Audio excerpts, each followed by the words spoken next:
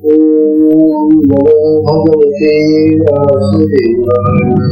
ओम नमो भगवते वासुदेवाय। ओम नमो भगवते वासुदेवाय।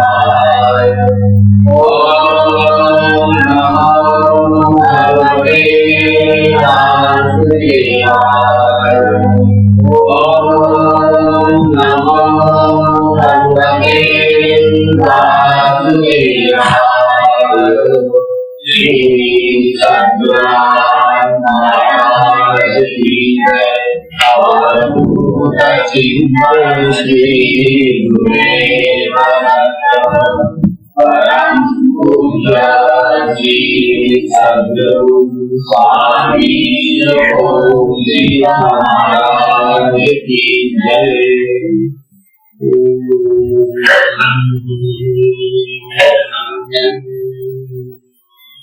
ओम नारायणं पद्मभवं वशिष्ठं शक्तिप्रकाशं व्यासं शुकं गौरपदं महान्तये श्रीशंकराचार्यवभाष्य अपद्मपादं च हस्तामलकं च शिष्यम् अन्तोमुखं वार्तिककारणं अस्मद्गुरुं श्रुति स्मृति पुराणानां नमामि भगवत्पादं शङ्करं लोकशङ्करम्। शङ्करं शङ्कराचार्यं केशवं माधवं सूत्रभाष्यकृतो वन्दे नित्यं शुद्धं निराभासं निराकारं निरञ्जनं नित्यमोहं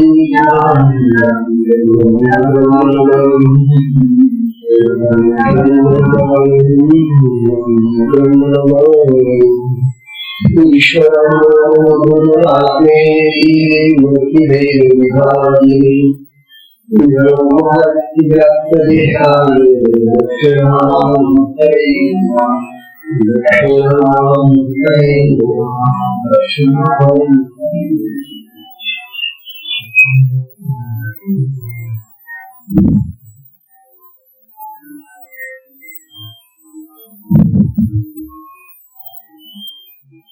श्री सद्गुरु महाराज की जय।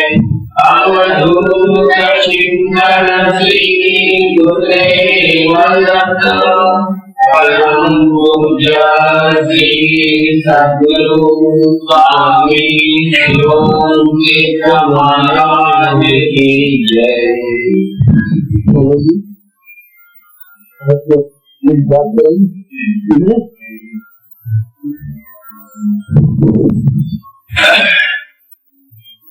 परम पूजनीय श्री सद्गुरु स्वामी गजानंद कुमार श्री अष्टावी किशोर श्री साथी भगवती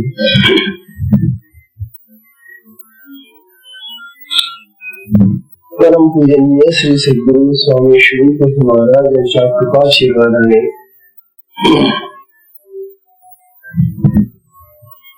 हा शक्तिपात मार्गाचा सत्संग आपला सुरू आहे। शक्तिपात मार्गाचे आता विषय शिल्लक राहिलेले आणि आता हा ग्रंथ समाप्तीला चाललेला आहे। आज आपला जो काल विषय सुरू झालेला होता परंतु श्री सद्गुरु गौरव महाराज आणि त्यांच्या सेवेत असलेले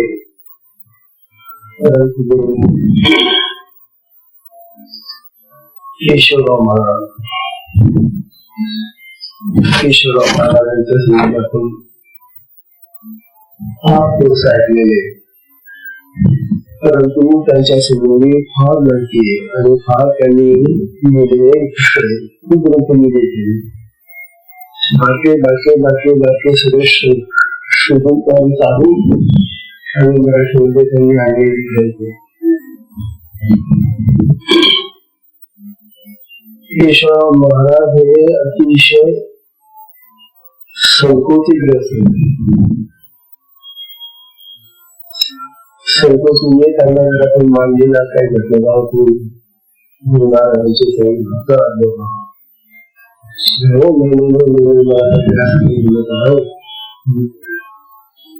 म्हणजे कुठल्याही पद्धतीचा मान सत्कार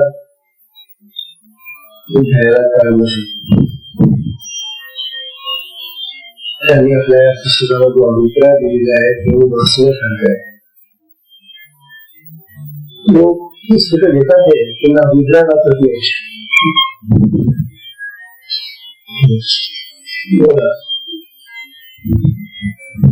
या ठिकाणी असलेले जे अभिप्राय आहेत त्यांचे निर्वासनातले अतिशय जिव्हाळ्याचे साधक गुरुबळा काय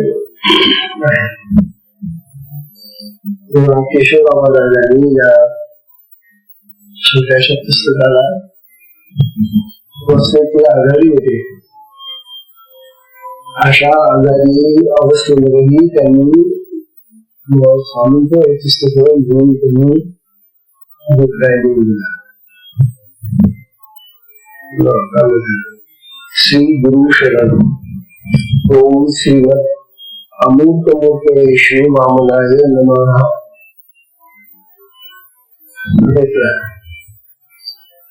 ब्रह्महंस परिव्राजकाचार्य श्री नित्यानंद कीर्ती स्वामी महाराज यांनी लिहिलेल्या साधना कैवल्य प्राप्तीची या पुस्तकाची मुद्रिके वाचून अत्यंत आनंद आणि समाधान झाले. परंतु श्री नित्यानंद कीर्ती स्वामी महाराज हे माझे पूर्वश्रेणीचे श्री सद्गुरु बंधू असले तरी आता ते चतुर्थाश्रमी असल्यामुळे आणि श्री जगत गुरुपदावर आरूढ झालेले असल्यामुळे ते मला कर्मवंदनीय आणि कर्मपूजनीय व प्राशस्मरणीय आहे.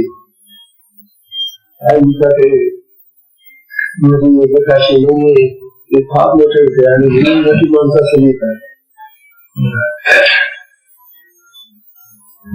तेव्हा ते मला कर्मवंदनीय कर्मपूजनीय आणि कर्तस्मरणीय आहे. शक्तिपात योगाची आता सिद्ध योगाची अलौकिक लोकोत्तर एकमेव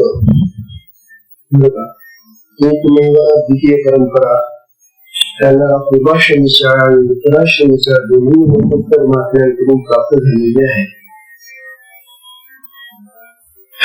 या सिद्धयोग साधन गंगेच्या प्रवाहाच्या विविध अंगाचे दर्शन त्यांनी 11 अध्यायामध्ये अत्यंत संक्षेपाने साक्षेपाने व विवेचन दृष्टीने केले आहे. शक्तिपात योग मार्ग अर्थात महासिद्धयोग साधन शास्त्र हा अंतरांगाय क्रमदर्शन व अनुप्राय प्रक्रिया संपन्न असा साधन मार्ग आहे. आता या शब्दांची जर आपल्याला व्याख्या करायची म्हटलं तर व्याख्या नाही असे काही शब्द वापरून टाकलेले. अंतरांगाय क्रमदर्शन अनुप्राय या शब्दांना फार जण असतो. या प्रक्रिया संपूर्ण असा हा साधन मार्ग असल्यामुळे त्याचे या ग्रंथात जे दर्शन स्वामी महाराजांनी घडले ते या मार्गाच्या सर्व साधक भक्त योगी शिष्यांना अत्यंत उपयोगी आहे. यात मात्र शंका नाही. याकरता या ग्रंथातील सर्व विषयांच्या वाचनाने सर्व साधक भक्त योगी शिष्यांनी आपले कल्याण करून घ्यावे अशी श्री सद्गुरु चरणी प्रार्थना आहे. या दृष्टीने श्री सद्गुरु महिमा या पहिल्या कुटुंबातील सद्गुरु कृपादान प्राप्त होता जीवांचे सुरक्षित बंधन पोचायचे. या श्री स्वामी महाराजांनी दिले केलेल्या योगिकस या ग्रंथाचे सार सांगितलेले आहे. श्री गुरु चरण सेवक केशवराज. केशवरावांनी महान असो. आता आपल्याला हा विषय जवळ संपलेला आहे, परंतु काल थोडासा शेवटचा भाग आहे ना, आता बोलूया.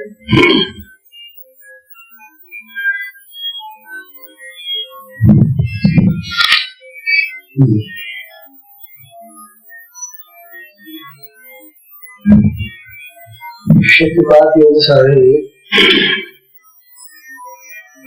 जो साधक अखंड साधना करत राहते, या साधनेचे फार महत्त्व असेल. ही साधना जर खंडित झाली काही कारणाने, मदत करता आली नाही आणि मध्ये गॅप गेला, मध्ये वेळ गेला आपण करता, तर त्या साधनाचं महान नुकसान होते. कारण ही साधना खंडित न करताना अखंड जर करत राहिलं ती सलग अशी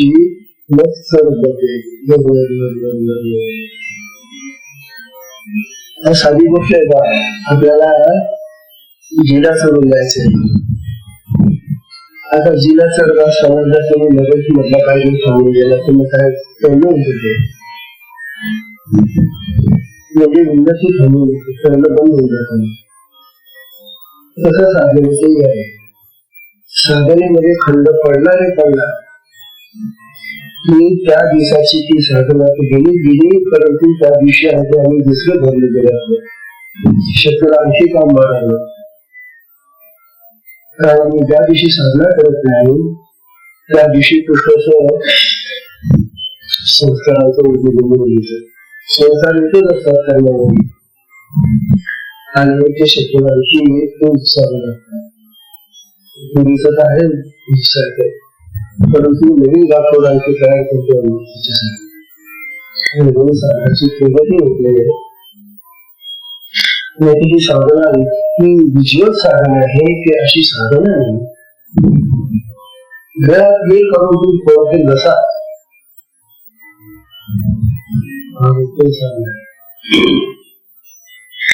तेव्हा शक्तिपात साधने आत्मबोध झाला म्हणजे सहज समाधी.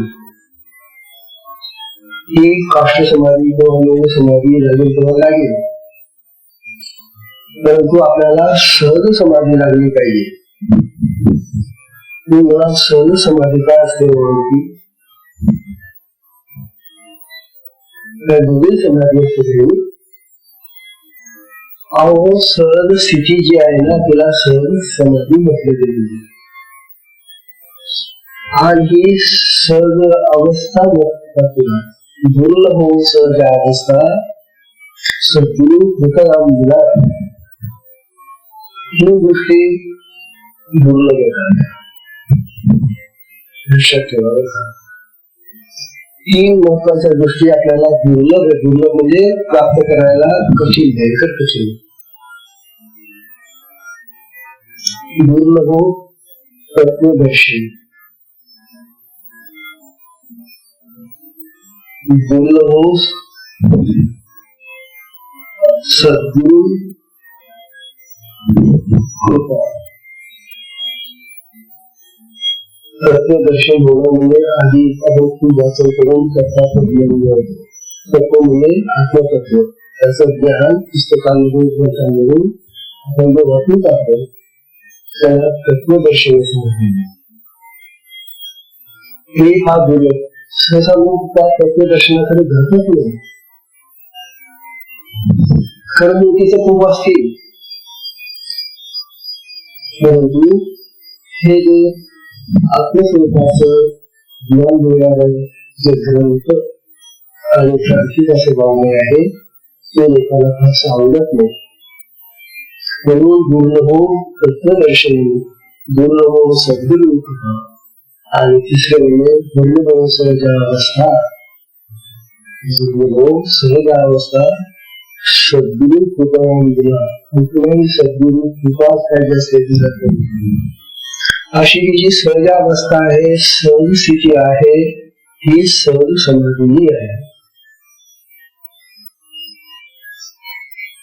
बघा जो मनुष्य सहज स्थितीमध्ये राहतो, सहजावस्थेत राहतो, तो इतका निर्मळ राहतो. स्वच्छ राहतो, आनंदी असतो, समाधानी असतो, संतुष्ट असतो, सतत हसतमुख असतो. कुठल्याही जगाच्या बऱ्या वाईट अशा स्थितीचा त्याच्या चित्तावर परिणाम होतो. खरी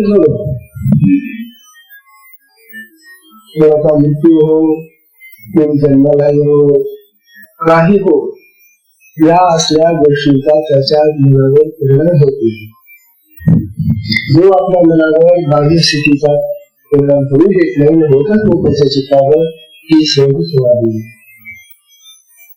कशी काय पण त्याच्यासाठी मात्र साधना नित्य असावी लागते. नित्य साधनेतून ते साध्य. खंडी साधना जो निश्चय करतो त्याला ही सहस्रवादी कधी करतो नाही. तेव्हा सहज समाधी लागते. शेवटी कैवल्य प्राप्ती होऊन जन्म मरणाच्या चक्रातून तो दूर जातो आणि हाच मोक्ष आपल्याला प्राप्त करायचा.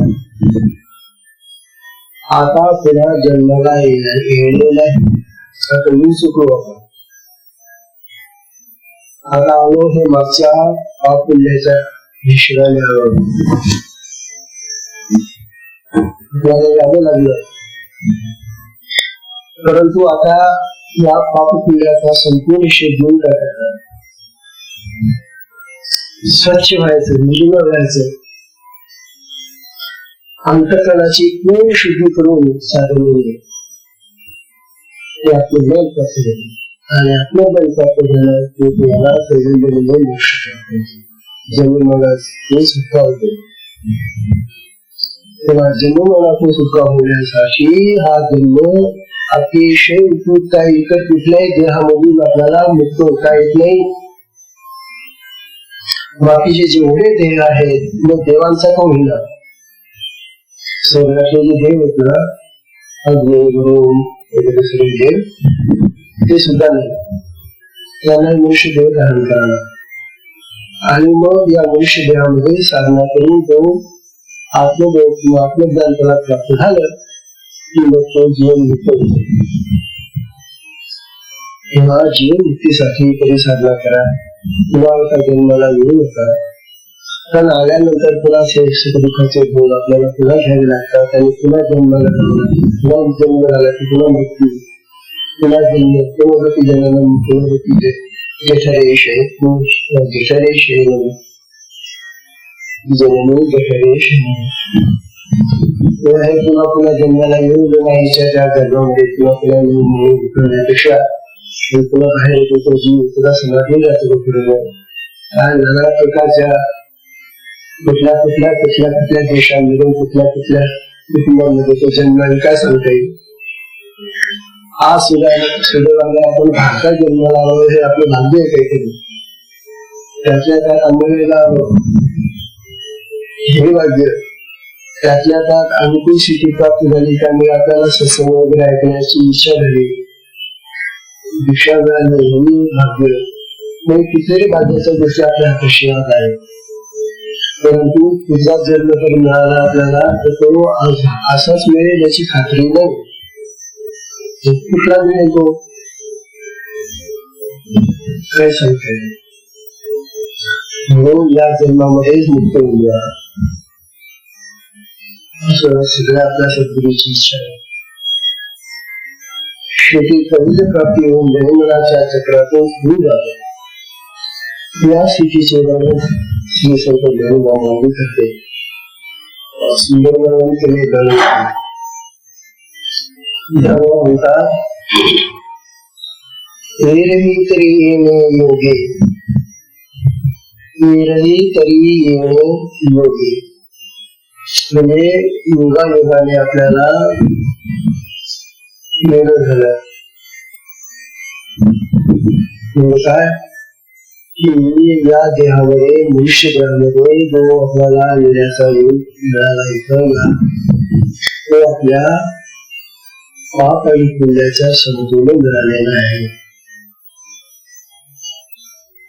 एरवी तरी येणे योगे जे इंद्रिया विंदान लागेल काही चित्त भेटून गे आपण या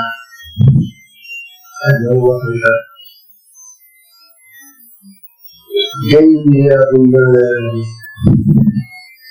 या इंद्रियांना आपण गुंडा लावणं म्हणजे त्यांच्यावर संयम ठेवणं, त्यांचा काबू ठेवणे.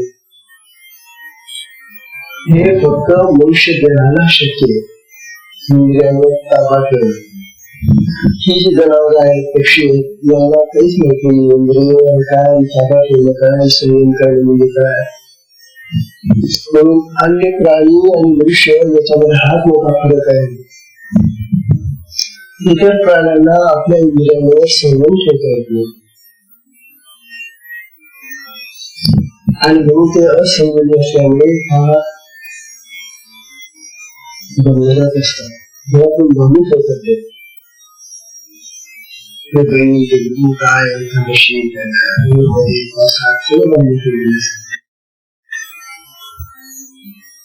तेव्हा त्याच्या जीवनामध्ये परंतु मनुष्याला एवढं स्वातंत्र्य आहे की आपल्याला आपल्या इंद्रियांवर ताबा ठेवताना पाहिजे. इंद्रियांवर ताबा ठेवायचा कशासाठी? इंद्रिय जर स्वैर सोडली आपण, इंद्रियांना मुक्त केलं, जा रे तू काही पण कर असं जर म्हटलं तर ते दोन काही पण खातील. कोणाला म्हटलं काही पण खा, काय खायचं, खाण्याचे अनेक प्रकार आहे. वाईट कानांना सुद्धा जर म्हटलं काही पण ऐकू, काय ऐकू, चांगली वाईट किती शब्द. आपल्याला असं की हे जे वाईट आहे ते टाळायचं आणि चांगलं जे आहे ते ग्रहण करायचं. हा या इंद्रियांचा संयम आहे. आपली इंद्रिय बिघडू द्यायची नाही. साधी गोष्ट आपला हा कपडा आहे अंगामधला, हा जर स्वच्छ ठेवायचा असेल तर त्याला साबण लावतो, पाण्यामध्ये स्वच्छ धुतो. तशा या इंद्रियांना शुद्ध करण्यासाठी काय आपल्याला वेळ, मी औषध टाकून डोळ्यामध्ये स्वच्छ करायला, डोळे टाकून का दृष्टी स्वच्छ होते.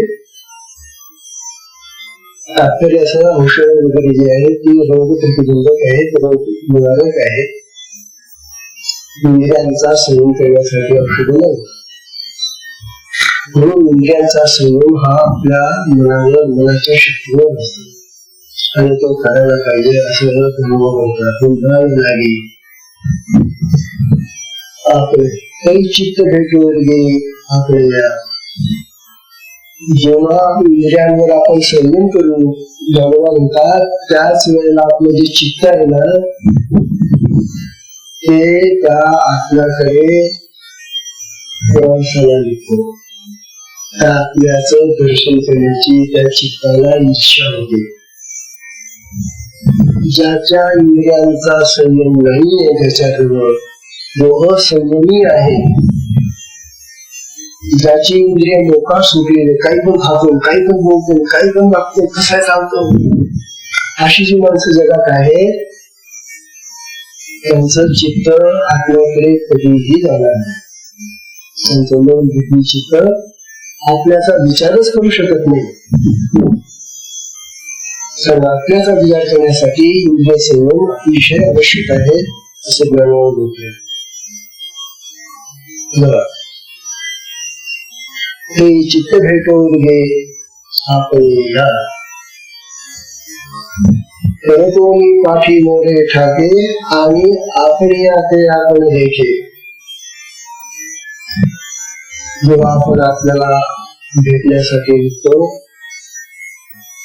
चला बाबा आपल्याला पाहिजे, चला माझ्याबरोबर मी बोलतो तुम्हाला, त्यांना आत्मा कधी दिसत नाही, परत करते सगळे. जसं आपल्याला समजा वाटलं की चला आपण आपल्याला भेटू, परंतु बाबा रे आत्मा तुम्हाला दिसणार नाही. आत्मा ही पाहण्याची वस्तू नाही. आत्मा हा असा एखादा आकार नाही. मनुष्याचा वर्ग किंवा कुठलाही. आणि तसं पाहिलं तर सगळे आकार त्याचेच आहे. विचित्र आत्माच आहे. तेव्हा असा हा जो आत्मा आहे त्या आपल्याला पाहता येत नाही. आणि तो परत आल्यानंतर आपणच आपल्यामध्ये ठिकाणी येतो असं गर्व म्हणतात. करतो की काठी मोरे ठाके आणि आपण याचे आपण देखील. आता हे जे आपण आपल्याला पाहणं आहे हे आत्मदर्शन असेल. अरे आधी आपण आपल्याला ओळखा, आपण कोण आहात. आपण हा मनुष्य देह समजतो सुद्धा. मी देह नाहीये, मी देहामध्ये असलेलं आत्मचैतन्य आत्मा आहे. हे आपलं खरं स्वरूप. आणि ते पाहण्यासाठी आपल्याला अभ्यास यावं लागेल. परंतु मी पाठीमुळे ठाके आणि आपण देखील देखत खेळ हे तत्व हे मीच, तत्व हे मीच. आणि ज्या वेळेला त्याला ते आत्म्याचं स्वरूप कळायला लागतं, आत्मसंयमाने, अंतःशुद्धीने, साधनेने अनेक गोष्टी प्राप्त करून जेव्हा ते आत्मस्वरूप थोडं कळायला लागतं, मग त्याला असं वाटतं की अरे हे तर मीच आहे. आत्मा आणखी काही प्रकारून दुसरा नाहीये. जो आत्मा आत्मा आत्मा आपण म्हणतो तो काही असा कुठला प्रकार नाहीये, तो मीच आहे. ते ओळखीची सरीस आहे. आणि जर जेव्हा मला कळतं की मीच माझ्यामध्येच मीच आत्मस्वरूपात आहे, मीच त्या आत्म्याच्या आजूबाजूला फिरतो आहे आणि तो आत्मा आत आहे माझ्या, हे जेव्हा मी ओळखलं म्हणतात की ओळखीची सरीशे. मला ओळखलं आपल्याला की आत्मा माझ्यामध्ये आहे, माझ्या देहात आहे, मीच आहे. तो मग काय होतं, सुखाच्या साम्राज्य बैसे. एका का तुम्ही आत्म्याला ओळखलं, आत्म्याची तुमची भेट झाली की तुम्ही सुखाच्या साम्राज्यावर बसता. सुखाचं साम्राज्य नुसतं सुख नाही, त्या सुखाच्या साम्राज्यावर बैसे असं तेव्हा म्हणतात. अरे आपल्याला पाहावं, त्या आत्म्याची भेट घ्यावं, त्या आत्म्याची प्राप्ती करावी आणि मग तुम्हाला ते सुखाचं साम्राज्य प्राप्त होईल. आणि सुखाचे साम्राज्य जैसे मग आपण समोरचे मिळून जाय आणि मग आपण आपला भाव जो आहे तो सगळा विरून जातो. आणि मग मी म्हणून जो आहे तो मी म्हणजे शुद्ध आत्माच आहे, ते कोणी दुसरा नाहीये.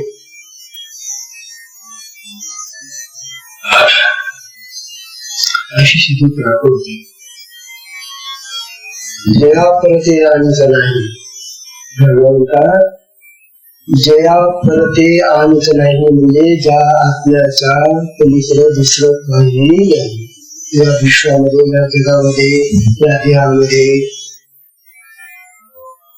जिथं पहाल तिथं आत्माच आहे. जे सर्वत्र सर्वव्याप्त आहे तेच आमच्या देहातही आहे.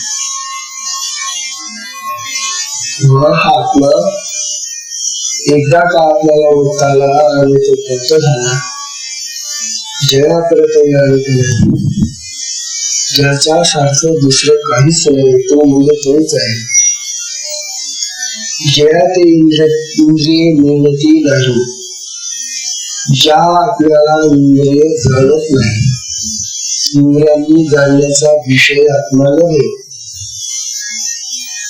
इंद्रियांनी जगातले अनेक विषय आम्ही जाणतो, भोग जाणतो, परंतु आपल्याला जाणता येत नाही. आत्मा इंद्रियांच्या पलीकडचा आहे आणि म्हणून आपल्याला जाणण्याचा जे लोक इंद्रियांनी प्रयत्न करतात त्यांचे सगळे प्रयत्न निष्फळ होतात, त्यांचे सगळे कष्ट वाया जातात. म्हणून आत्मा हा इंद्रियांनी प्राप्त होणारा विषय नव्हे, इंद्रियांनी तो म्हणता येत नाही.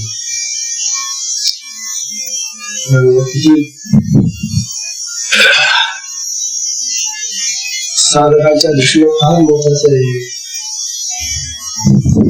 ज्या प्रति जाणत नाही, ज्याचा फक्त दुसरे नाहीये आणि जे इंद्रियांनी जाणलं जात नाही ते आपणच आपला ठाई होऊन ठाई. असं जे आत्मतत्व आहे ते आपल्याच ठिकाणी आपणच होऊन राहा. तरी कशाला भटकता इकडे तिकडे कुठे जाता? या जगामध्ये किती भटकला, किती फिरला, कुठे कुठे जाऊन झाला,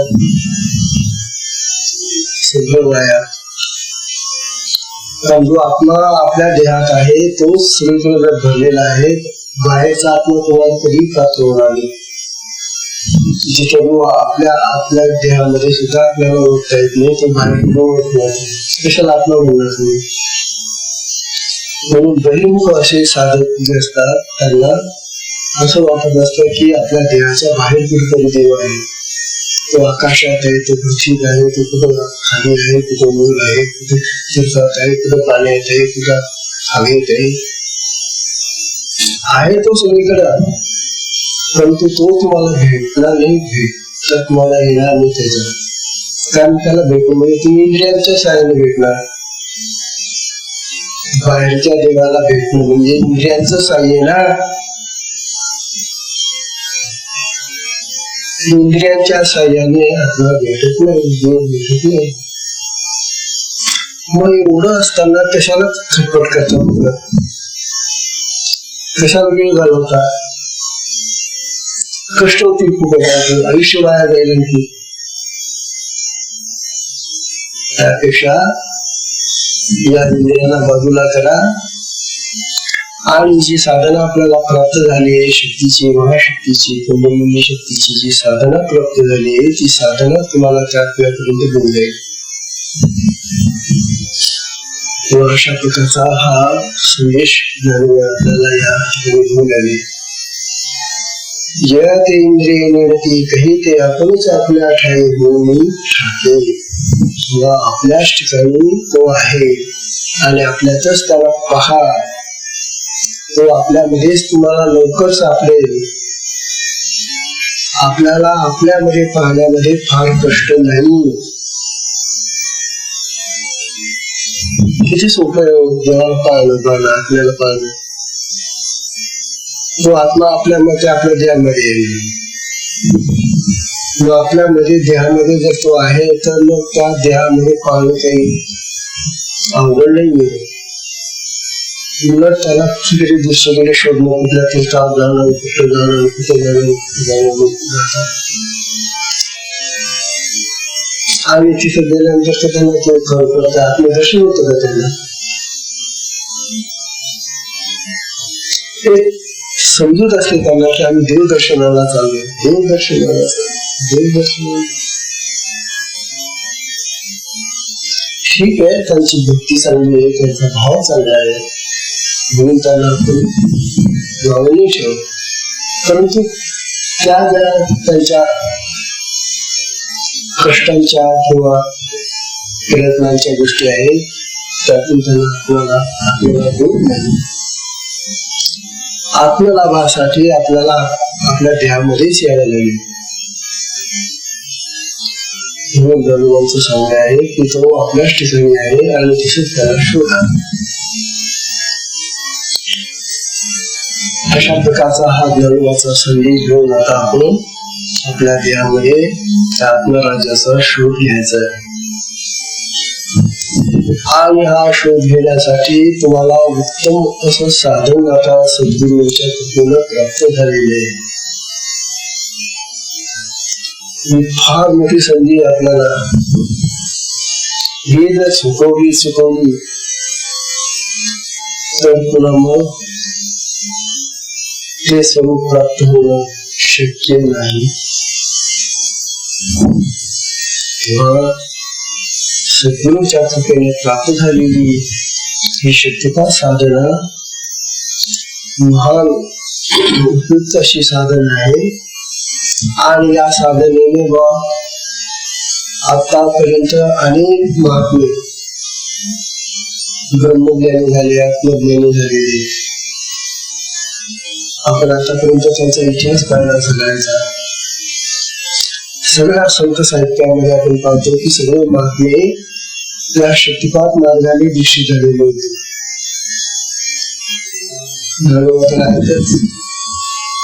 नंदन महाराज, एकनाथ महाराज, तुकाराम महाराज, गुरु महाराज, आणखी पुष्कळ आपण पाहिले. त्या सगळ्यांना ही साधना प्राप्त झालेली आहे आणि या साधनेने ते ब्रह्मज्ञानी झालेले, आत्मज्ञानी झालेले. आपण काय होणार हे सुद्धा होऊ शकतो. तेव्हा ही साधना करा, साधनाला खंड करा, नित्य करा, साधनेवर विश्वास ठेवा. आणि इथं आता आपण गडबड करतो म्हणून आता आपला विषय बदलला. आता प्रवचनाचा विषय बदलला. बघा, प्रवचनाचा आता विषय सुरू होतोय. साधनात येणारे विघ्ने, अडथळे, प्रतिबंध. हे आता आपण पूर्वी पाहिलेले, परंतु आपण दुसरी घेऊन ठेवा. मागच्या ग्रंथामध्ये सुद्धा आद्य शंकराचार्यांच्या पुरुषानुमती ग्रंथामध्ये सुद्धा हे विषय आलेला. परंतु आता हा विषय अधिक स्पष्ट, स्वच्छ आणि सुलभ असा करून प्राप्त देण्याचा प्रयत्न आहे. पहिला मुद्दा असा आहे की साधनेबद्दल शंका आणि संशय. आपली ही जी शक्तिपात साधना आहे, या साधनेबद्दल अनेकांच्या डोक्यामध्ये संशय असतात, शंका असतात. असं का बरं होतं? शक्तिपात दिशा घेतल्यानंतर साधकाच्या साधनेत अनेक क्रिया सुरू होतात, हे आपण पाहिलेले. ही दिशा झाली की त्याला अनेक प्रकारच्या क्रिया सुरू होतात. दीक्षेपूर्वी असा क्रियांचा अनुभव त्याला नसतो. होत खरं. आणि बघा ना, किती या उंबरठ्याच्या आत तो दिशेला बसतो आणि दिशा घेऊन त्याला क्रिया सुरू होतात. आणि या उंबरठ्याच्या पलीकडे जेव्हा तो असतो तेव्हा दिशेत नसतो, तो दिशा घेतलेला नसतो. म्हणजे दीक्षेपूर्वी त्याला क्रिया माहिती नाही, क्रियांचा अनुभव नाही. आणि दीक्षेनंतर क्रिया होतात. जसं समजावं का समजून घ्यायला येईल. तेव्हा क्रियांचा त्याला पूर्वीचा अनुभव नाही. या साधनेबद्दल ऐकून माहिती घेऊनच तो दिशा घेण्याला येतो. त्याला अनुभवाचा पूर्वीचा तो दिशा घ्यायला काय भेटायला त्याला सांगितलंय ना, तर त्यांनी वाचन केलं असेल. म्हणजे कुठेतरी कोणाचा तरी सत्संग ऐकून माहिती घेऊन तो आलेला असतो. ऐकून माहिती तो आलेला असतो. अनुभवाची माहिती जाती ऐकून आलेला आहे. तेव्हा ऐकून माहिती घेऊनच तो दिशा घेण्याला उत्सुक होतो. त्याने असेही ऐकलेले असते बरं का, मी कदाचित ऐकलेलं असेल दिशा घेण्यापूर्वी. काय ऐकलेलं असतं त्याने की या साधनेने रोग बरे होतात. पुष्कळचे लोक त्यांना असे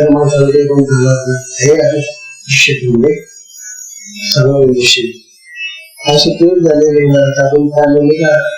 महाराजांचा पहिला तो नारायणचा रोग बरे होण्यासाठी ही दिशा असते.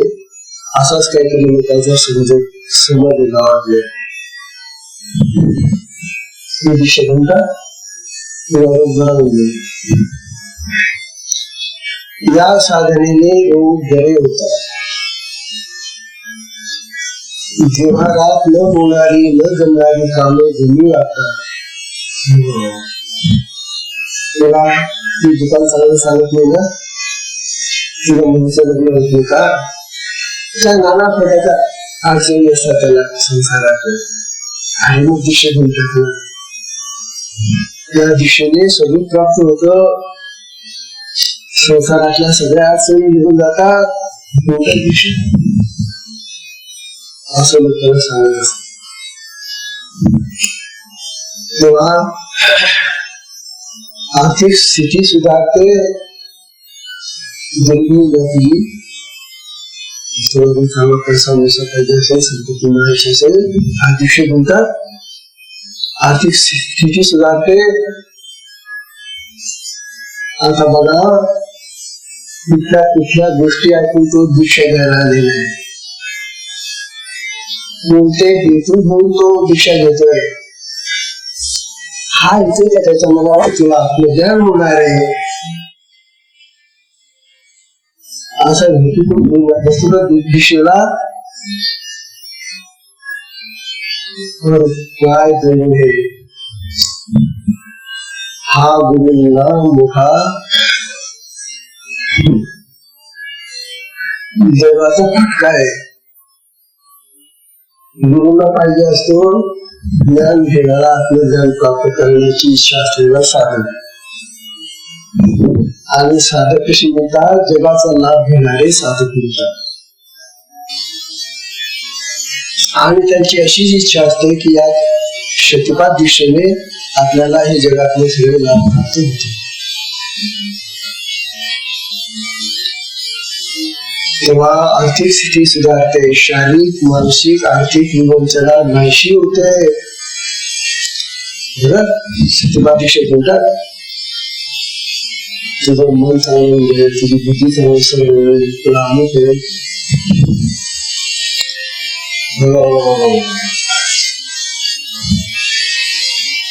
तेव्हा संसारात व्यवहारात न होणारी न जमणारी कामे तुझी जमू लागतील.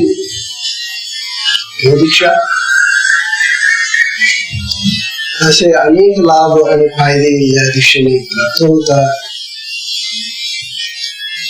वास्तविक शक्तिपात साधनेचा हेतू ही लौकिक व्यावहारिक कामे त्यांची फळे प्राप्त करणे नसून आध्यात्मिक उन्नती अवस्था प्राप्त करणे आहे. आता तुम्ही सांगा की या साधनेचा उद्देश काय आहे? कुठल्या उद्देशाने सद्गुरू तुम्हाला दीक्षा देतो आणि त्या साधना घेणाऱ्याचा उद्देश कोणता असतो? आता गुरुचा उद्देश वेगळा आणि शिष्याचा उद्देश वेगळा, म्हणजे कसं पाठ मोरे ते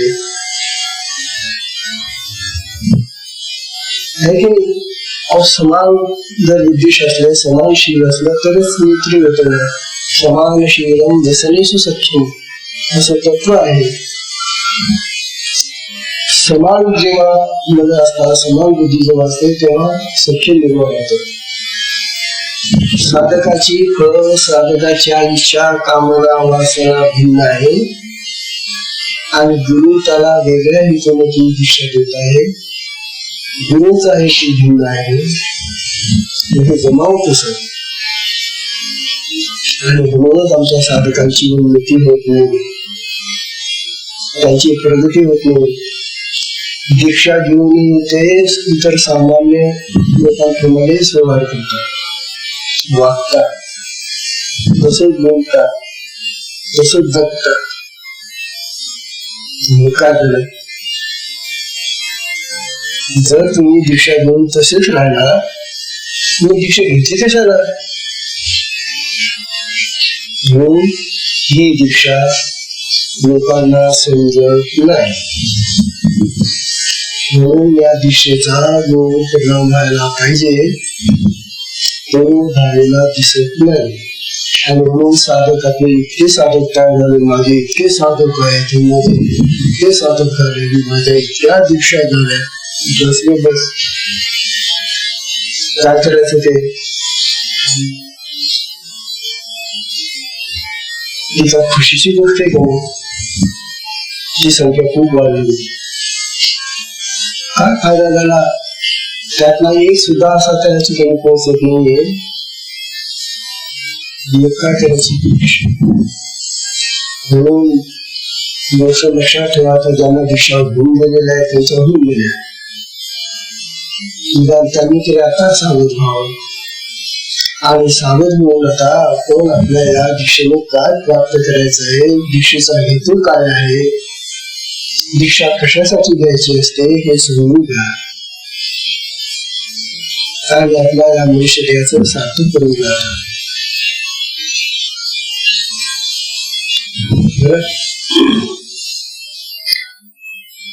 तेव्हा वास्तविक शक्तिपात साधनेचा हेतू ही लौकिक व्यावहारिक कामे त्यांची फळे प्राप्त करणे नसून आध्यात्मिक लाभासाठीच ही साधना करण्याचा उद्देश ठेवून जर साधना केली व तो त्याचा हेतू उद्देश पूर्ण झाला नाही तर या साधनेबद्दल अशा साधकांच्या मनात अनेक संशय आणि शंका निर्माण होणे स्वाभाविक आहे. कारण त्यांचे उद्देश वेगळे, ते वेगळ्या उद्देशाने दीक्षा घेऊन झाले आणि दीक्षा घेऊन झाल्यानंतर मग त्या साधनेने जर त्यांचे उद्देश पूर्ण झाले नाही, त्यांच्या इच्छा पूर्ण झाल्या नाही, तर साधनेबद्दल शंका येते. मग त्यांना या साधनेबद्दल राग निर्माण होतो, द्वेष निर्माण होतो. तसली ती साधना तुमचं बोलतात ते येण्यासारखे डोका लावतात तिथे असं म्हणतात. ते लोक काय करतात तिथे जाऊन ते घरात त्रास देत बसतात आणि लोक हालत बसतात. अशा तऱ्हेचा तुझा या साधनेबद्दल लोक करायला लागतात आणि मग ते साधक जे त्यांच्यामधूनच आलेले असल्यामुळे त्यांच्या त्या टीका ऐकून तेही आणखी भडकतात की या साधनेचं जे उद्दिष्ट आहे ते माहीत नसल्यामुळे सगळा व्यवहार हा साधनेचा दीक्षेचा सगळा विफल झाला,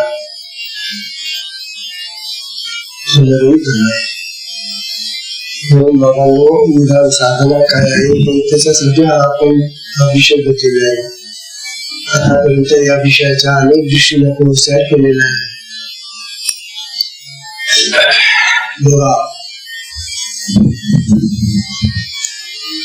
मग साधकांच्या त्या साधकांच्या मनामध्ये अनेक संशय आणि शंका येणे स्वाभाविक आहे, कारण त्यांचे उद्दिष्ट आणि हेतू सफल झालेले नाही. मग त्याचं मन डोलायमान होत. मग साधना करावी की नाही करावी, आपल्याला काहीच फायदा होत नाही. या हेतूने आपण दीक्षा घेतली, तो हेतू तर काही सफल झाला नाही, तिथे काही प्राप्त झालं नाही. मग करावी की नाही करावी साधना, अशा तऱ्हेचं त्याचं चित्त डोलायमान होत.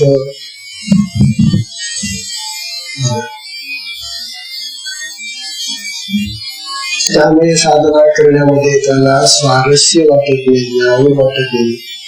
ज्या साधकाला साधना करण्यामध्ये आवड निर्माण होत नाही, गोडी वाटत नाही, तो साधक साधक नाही.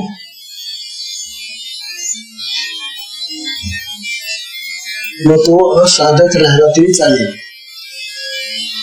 पण त्याला गोडीच नाहीये साधना करण्याची, आवड नाहीये, इच्छा नाही होत, साधक नाही. म्हणून साधक म्हटला म्हणजे त्याला या साधनेची आवड असली पाहिजे, गोडी असली पाहिजे. जसा खेळाडू असतो ना, त्या खेळाची त्याला गोडी असली म्हणून तो त्या खेळामध्ये रमतो ना, तो गोडी नसली तर खेळायला जातो. तसं जर साधनेची गोडी नसेल, आवड नसेल, इच्छा नसेल होत त्याला, साधक तो म्हणून खरा साधक जो असतो त्याला त्या साधनेपासून करमत नाही, साधनेशिवाय तो राहत नाही त्याच्याने. तो म्हणतो मला काम झालं, जेवायला नाही मिळालं तरी चालेल एक वेळेला, पण माझी साधना व्हायला पाहिजे. इतकं ते निक्षुम साधन करीत असतात. आणि असं ज्याचं नसेल बाबा तर काय तसे साधन नाही. मग त्याला स्वारस्य वाटलं, मग हळूहळू तो दीक्षा पूर्व अवस्थेत येऊ लागतो. दीक्षा घेण्यापूर्वी त्याची जी स्थिती होती त्या अवस्थेमध्ये तो चालला. आणि आज असं झालं, बरेचसे आपले साधक दीक्षा पूर्व अवस्थेमध्ये गेलेले. फार वाईट गोष्ट आहे. आम्ही म्हणतो त्यांना ते दीक्षित आहे, ते साधक आहे, परंतु ते साधक राहिले नाही, त्यांची साधना करतच नाही. म्हणून दीक्षा पूर्व अवस्थेमध्ये जाणं ही फार वाईट अशी गोष्ट करेल. पुन्हा तो पूर्वस्थितीमध्ये चालणार. अशा वेळी त्या साधकाला शक्तिपात साधनेचा मुख्य हेतू आत्मज्ञान, ब्रह्मज्ञान, जीवन मुक्ती, कैवल्य प्राप्ती, मोक्ष, मुक्ती प्राप्त करणे हा आहे असे त्याच्या मनावर ठसवलंच पाहिजे, बिंबवलं पाहिजे.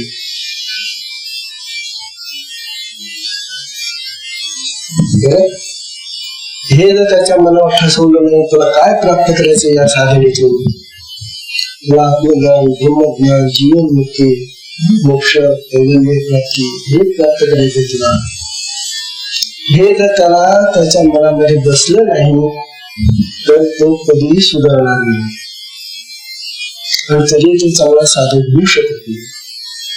तेव्हा असं सगळ्याची वेळ गेले आहे. म्हणजे आपण की हा विषय उद्या पाहू, हा सुंदर विषय ऐकला पाहिजे. ऐकल्याशिवाय समज येईल कशी काय? आता जे घरी बसलेले गप्पा मारून राहिले, काही खाऊन राहिले किंवा फिरून राहिले, त्यांना हे कळेल का? ते आयटीत असतील आणखी तुम्ही जाऊन तिथे काय केलं चालणार म्हणून ते म्हणतात औषध आम्हाला खायला पटकन घ्यायला पाहिजे. मग वेळ बघून टाका तो मी म्हणणार म्हणून आमच्या या बहिणीला बिचारीला त्रास, ते बिचारा गडबड करत कशी तरी येतात तिथं ऐकायला, आणि घरी गेल्यानंतर पुन्हा तंत्र त्यांची सुरू जाते. अरे राम, चांगल्या कार्यासाठी त्रास. आता तिथे काय काय करून